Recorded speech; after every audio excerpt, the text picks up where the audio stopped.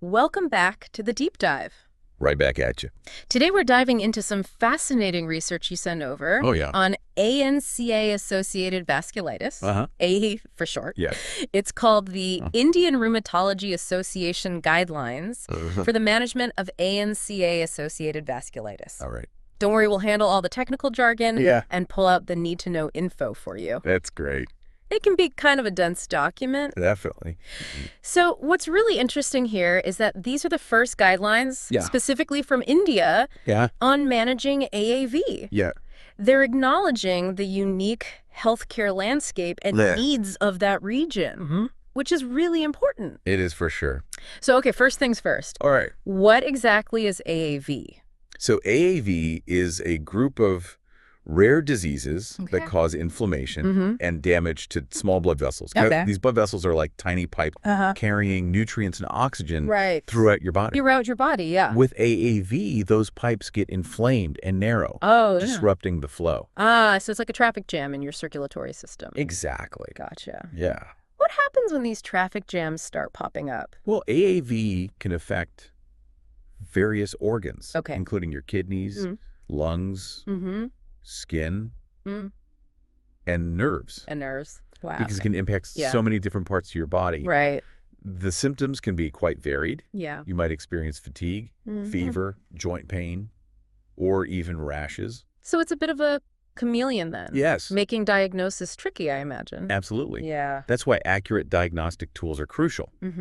These guidelines highlight a blood test called ELISA for diagnosing AAV. Okay. It specifically looks for ANCA, ANCA. anti-neutrophil cytoplasmic antibodies, Wow. which are the culprits behind the inflammation.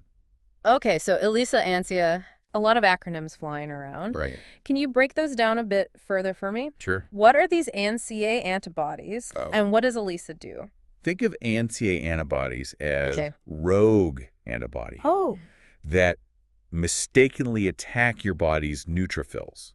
Neutrophils are like your immune system's first responders rushing to the scene when there's an infection. Gotcha. But with AAV, your body produces these ANCA antibodies that target the neutrophils themselves. The neutrophils themselves, okay. This causes inflammation in your small blood vessels. So it's like friendly fire within the immune system. Yeah. Gotcha. And the ELISA test acts like a high-tech detective detecting these rogue antibodies in your blood, helping doctors confirm an AAV diagnosis. So ELISA is like a high-tech detective zeroing in on those rogue antibodies with pinpoint accuracy. Exactly. It's great. And importantly, ELISA is preferred over an older testing method called AAV. ELISA is simply more accurate and reliable. Got it. Giving a clearer picture of what's happening. So if I were ever getting tested for AAV, I definitely want them using the ELISA method. For sure. So now for the big question. Okay. What happens if AAV isn't treated? Without treatment, AAV can be fatal. Oh, wow. The damage to your blood vessels can lead to organ failure. Oh, gosh. The good news is that with proper management, survival rates have significantly improved. That's a huge relief. Yeah. So early diagnosis and treatment are key, right? Absolutely. Yeah. The sooner you catch it, the better the chances of preventing long-term damage. Okay, so let's talk treatment. Okay. What does the research recommend for managing AAV? For severe cases of two AAV subtypes, GPA and MPA, the guidelines recommend strong medications, like cyclophosphamide or rituximab, combined with glucocorticoids, which are steroids. So steroids. The goal is to induce remission, meaning to quiet down the disease activity. Okay, quiet down the disease activity. Yeah. So cyclophosphamide and rituximab, those don't sound like your everyday medications. No, they're not. Can you give me the rundown on what those are? Yeah, of course. Yeah. Cyclophosphamide is a chemotherapy drug that suppresses your immune system. Suppresses your immune system. Think of it as a powerful brake pedal, slowing down those overzealous immune cells, causing the inflammation. Gotcha. Rituximab is different. Okay. It's a biologic therapy that targets and depletes B cells. B cells. These are white blood cells. Okay. Involved in the immune response. Gotcha. Imagine it like removing a key player Right. from the inflammatory team. taking them out of the game. Exactly. Okay. So both medications work by calming down the immune system, just in different ways. Yes. What about steroids? What's their role? Glucocorticoids, or steroids, help reduce inflammation quickly. Okay. They're like a fire extinguisher. Yeah. Rapidly putting out the flames of inflammation in your blood vessels. So it's like a three-pronged attack. It is. Cyclophosphamide or rituximab to suppress the immune system and steroids to quickly reduce inflammation. Yep. Now, I noticed the research specifically recommended intravenous or IV cyclophosphamide. Right. Is there a reason for that? Great question. Thanks. While cyclophosphamide can be given orally, IV is associated with fewer side effects. Okay. It's all about maximizing effectiveness while minimizing the downsides. That makes a lot of sense. And what about rituximab? Okay. It was mentioned for both remission induction and remission maintenance. Right. What's the difference? The remission induction, as we discussed, is all about achieving remission. Oh, okay. Getting that disease activity under control. Gotcha. Remission maintenance is about preventing the disease from coming back. Oh, okay. Like holding on to that remission for dear life. All right, so like a preventative measure, ensuring that AAV doesn't stage a comeback tour. Exactly. Got it. It's the long game in AAV treatment. The guidelines seem to favor rituximab for both. What makes it so effective? Research has shown that rituximab is very effective for long-term remission maintenance, even more so than other options like azathioprine, methotrexate, or leflunomide. Those are some big words. Importantly for people who experience relapses. Right. Rituximab is generally preferred over cyclophosphamide. That's right. Okay, so rituximab is like the MVP of AAV treatment. Yes. The guidelines mention a recommended duration for this maintenance therapy, at least 48 months. That's 4 years. It is. That seems like a long time. It can be, on medication. Right. Wow. It's a significant commitment for sure. Yeah. But remember, the goal is to prevent those relapses and protect your organs from further damage. Absolutely. It's about finding the balance between long-term benefit and potential side effects. Makes sense. It's definitely something to discuss with your doctor. For sure. Yeah. Okay, so far we've covered GPA and MPA. We have. What about EGPA, the third AAV subtype? Okay. What are the recommended treatment options? All right, so for severe cases of EGPA, the approach is similar to GPA and MPA. Similar to GPA and MPA? Cyclophosphamide or rituximab, alongside glucocorticoids. Okay. But for those with non-severe EGPA, the guidelines recommend mepolizumab.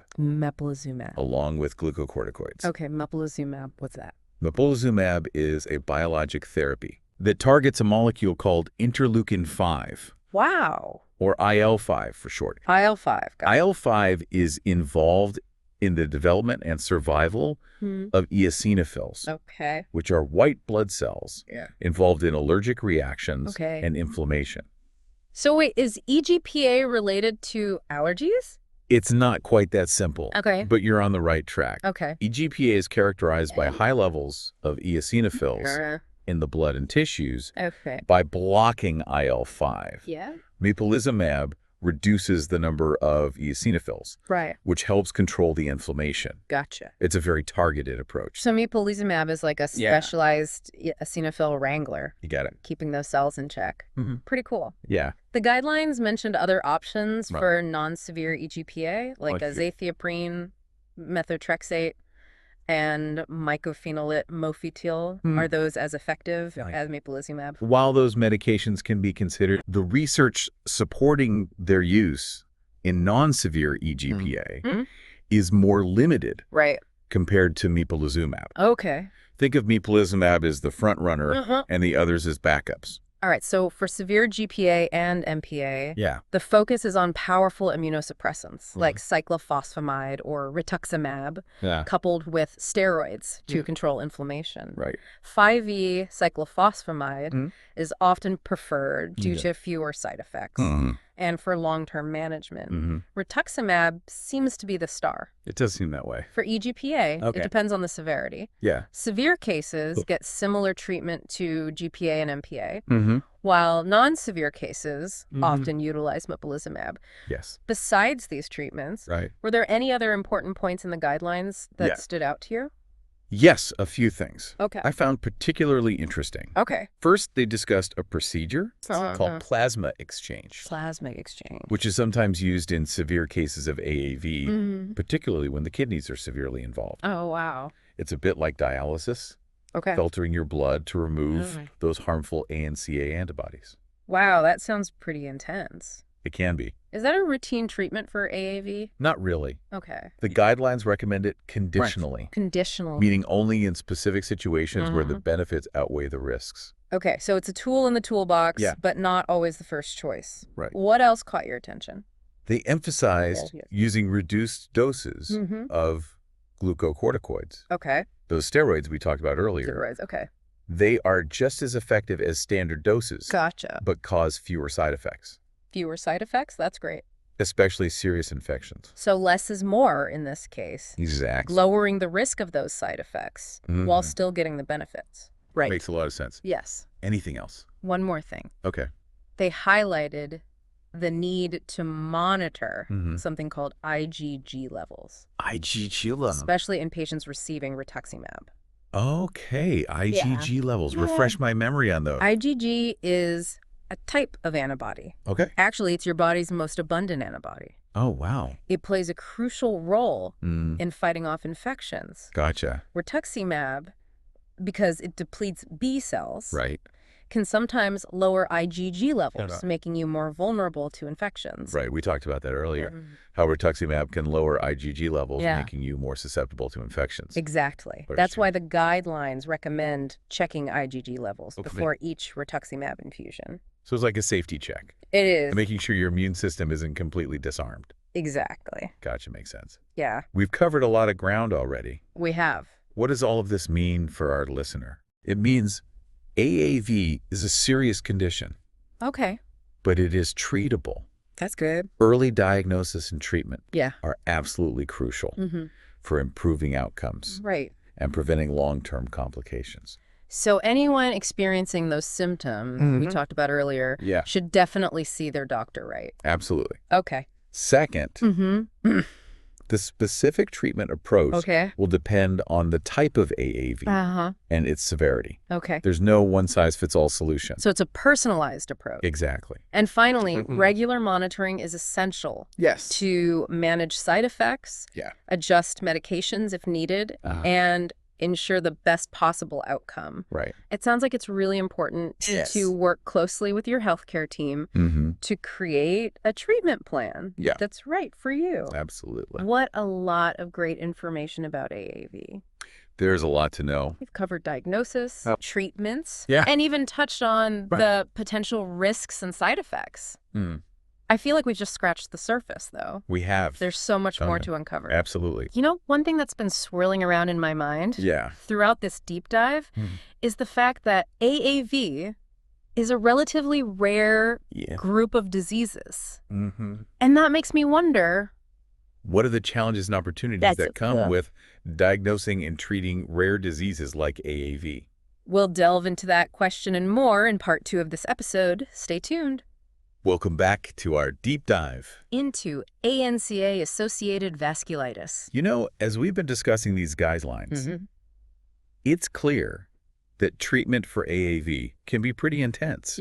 Especially for those with severe disease. Right. It's all about balancing the benefits of treatment with the potential risks. For sure.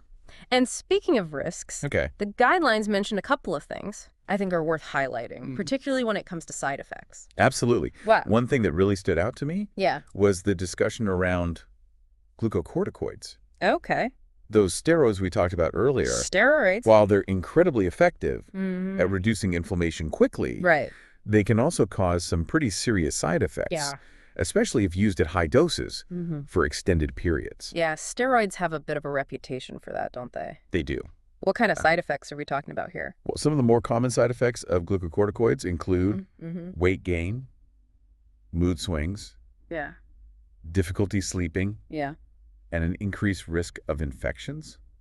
Okay. But in severe cases, they can also lead to more serious complications. Oh, wow. Like osteoporosis, which is a weakening of the bones, high blood pressure, and even diabetes. Wow, that's a pretty hefty list. It is. So it's not surprising that the guidelines recommend using reduced doses of glucocorticoids whenever possible. Exactly. The research shows that reduced doses can be just as effective as standard doses for inducing remission, but with a lower risk of those nasty side effects. Makes sense. It's a win-win situation. Less is more, as they say. Exactly. Now, what about the other medications we discussed, like cyclophosphamide and rituximab?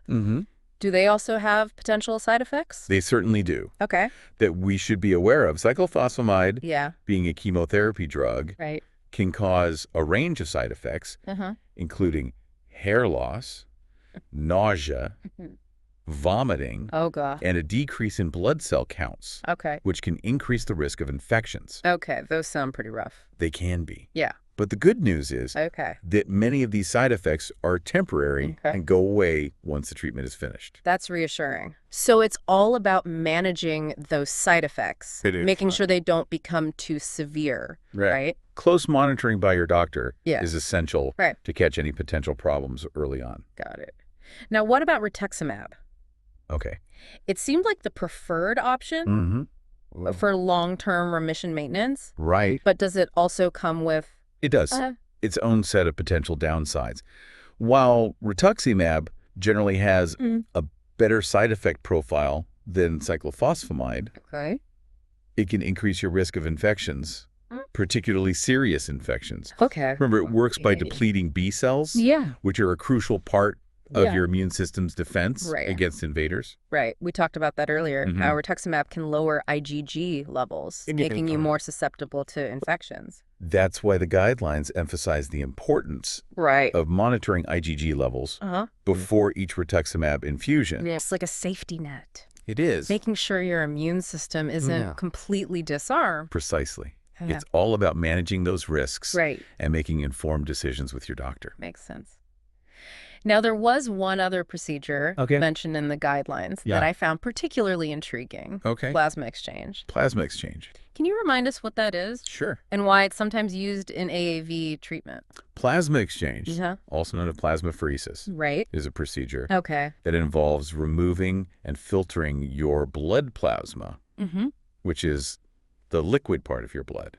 And why would we want to remove and filter the plasma? Well, in AAV, those rogue ANCA antibodies we talked about earlier are circulating in your blood plasma, causing all that inflammation and damage to blood vessels.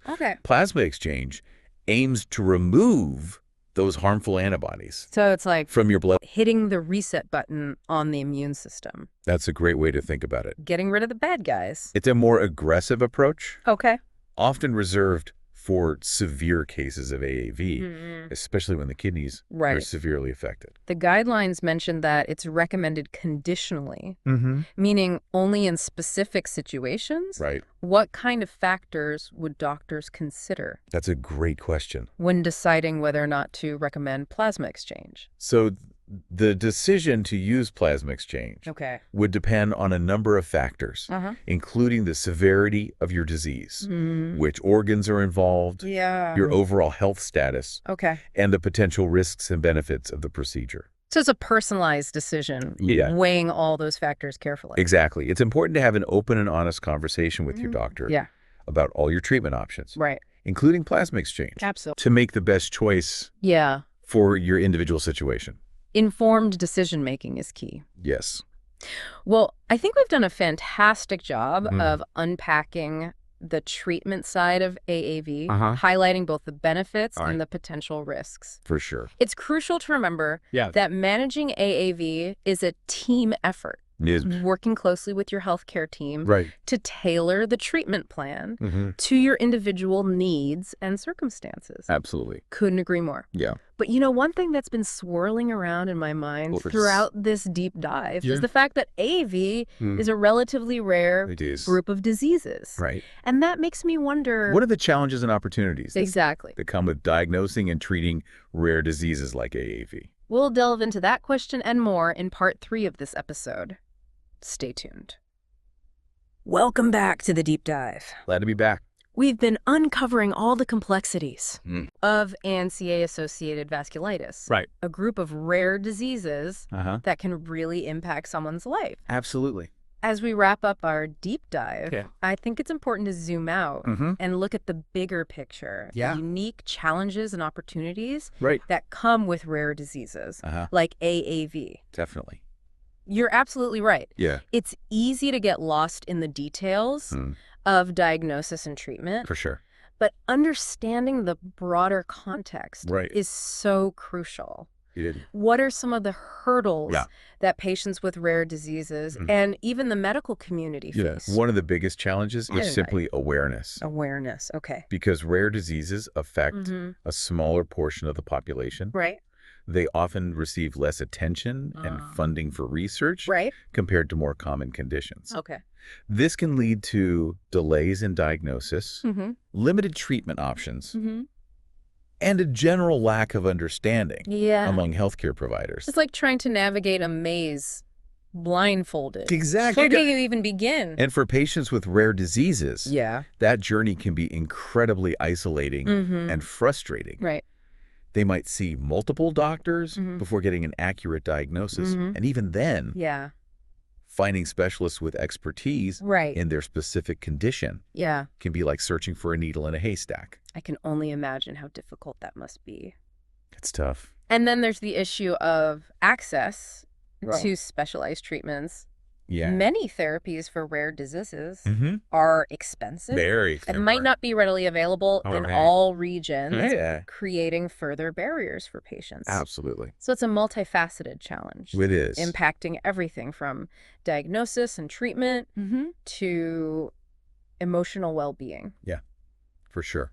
But are there any bright spots in all of this? There are. What opportunities exist in the world of rare diseases? One of the most exciting developments in recent years has been the rise of patient advocacy groups and online communities. So important. These platforms connect people with rare diseases, providing support, sharing information, and advocating for increased research funding and awareness.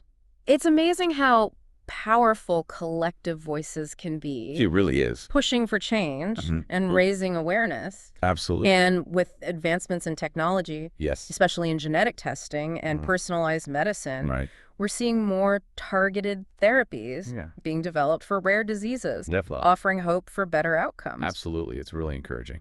That's really encouraging to hear. It sounds like a glimmer of hope. It is. For those facing these challenging conditions. And for those of us working in the field of rare diseases, there's a deep sense of purpose and fulfillment that comes with making a difference in the lives of these patients. It must be incredibly rewarding to know you're contributing to something bigger than yourself, pushing the boundaries of medicine to help those who often feel overlooked. Absolutely. It truly As is. we continue to learn more about rare diseases like AAV, we open doors for new discoveries and innovative therapies that could benefit not only those with these conditions, but potentially even patients with more common illnesses. So it's a ripple effect. It is. Expanding our knowledge and understanding of the human body as a whole. Absolutely. Exactly. So while the challenges are real, there's also a sense of optimism and momentum building in the rare disease community. That's great. It's a journey of resilience,